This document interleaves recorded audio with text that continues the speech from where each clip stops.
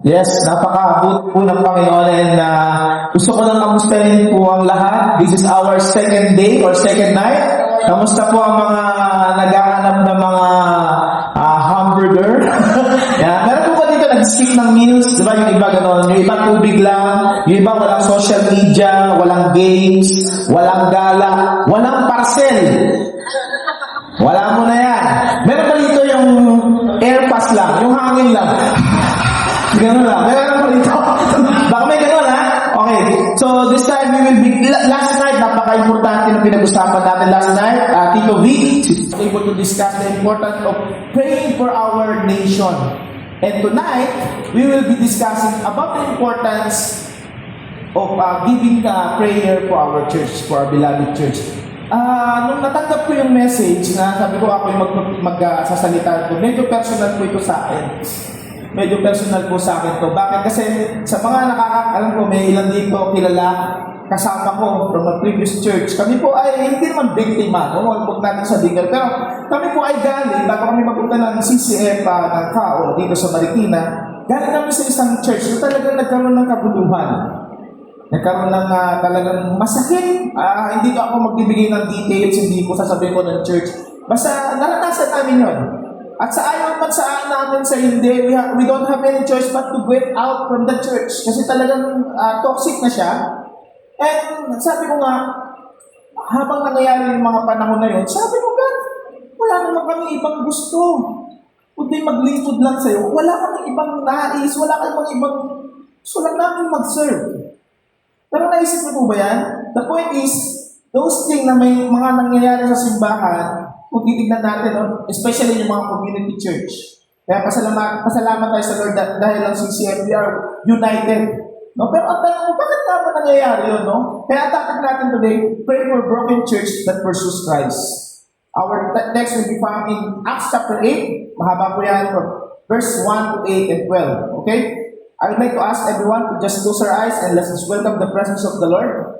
Lord Jesus, we thank you, Lord, sa pagdala sa amin sa lugar na ito, maybe for some of us, galing pang opisina, galing pa sa aming mga personal na buhay. But you brought us here, Lord, so we can be gathered and pray, Lord Jesus, for our church. Lord, we just want your Holy Spirit to be with us tonight, Lord. Not my message, but your message be revealed in each one of us tonight, Lord. Salamat, Panginoon, for the privilege. Salamat, Lord, and more than anything else, salamat po for the Holy Spirit na gagawin na ngayong gabi. Maraming pong salamat. We give you honor, we give you praise. This is our prayer in Jesus' name. Amen. Gusto ko lang pong sabihin, ayan po ang tanong natin, why does God allow persecution to come upon His church and why does He allow the people who serve Him there to suffer? Yan yung tanong ko eh. Kung ano yung ginagawa namin dito sa CCF, gano'n lang naman din yung ginawa namin sa ibang church. Pero bakit kailangan gano'n?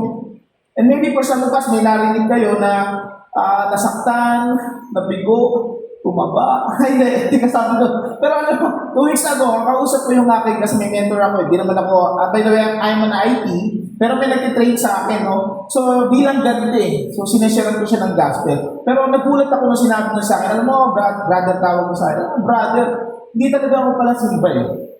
Kasi alam mo sa totoo lang, ang dami kong nakitang nakaspasok sa simbahan, pero ito yung word na, mas demonyo pa sa akin. Nagulat ako eh, parang, hindi ko na sabi ko na pinag-usapan namin, pero ito yung pwede, in-explain ko sa kanya, why do we need to come to church? Pero ito yung na-realize ko, no, after hearing that, at the same time, sa inyo experience ko, no, church, I want you to understand tonight, na hindi po heaven.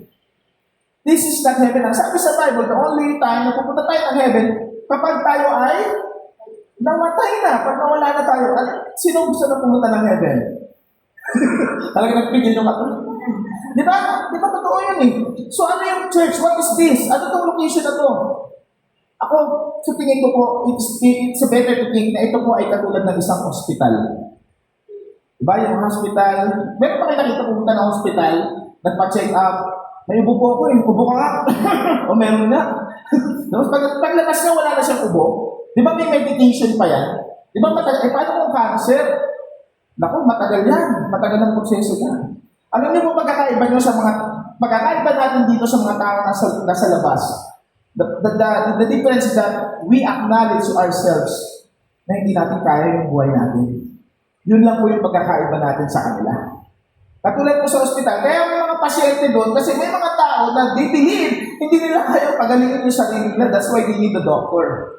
At yun po yung kalagayan natin. Kaya huwag po kayo mag-expect na mayroong perfect pastor dito. Huwag po kayo mag-expect na mayroong perfect volunteer, may perfect na worker. Hindi! Masusungit pa rin yan. Pag nasabi mo, praise the Lord. Sorry Lord, sorry. Diba, nagkakabang ano pa rin sa party yan, di ba? We are all human beings. Kaya po nagkakaroon po ng broken church. At yun po yung pag-uusapan natin ngayong gabi.